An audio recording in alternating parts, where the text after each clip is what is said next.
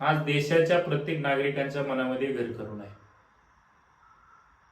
नरेंद्र मोदींनी काल मध्यरात्रीच ऑनलाईन येऊन देशाला आश्वस्त केलं की या देशामध्ये विद्यार्थ्यांच्या प्रश्नावरती या ठिकाणी आपण त्यांना गांभीर्याने घेऊन फास्ट ट्रॅक कोर्टचं एका गठन करून ही केस लवकरच त्याला निकालात काढलं जाईल.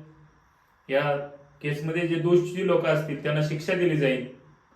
परंतु मोदी साहेब, लाखो विद्यार्थी ह्या परीक्षेला बसतात.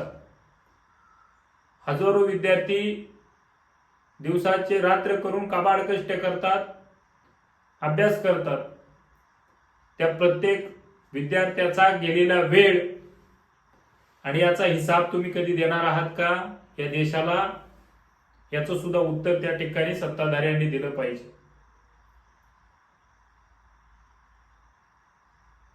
चुकीवरती बोट ठेवणं आणि कोणत्या गोष्टी समोर बरोबर त्या ठिकाणी आहेत त्याची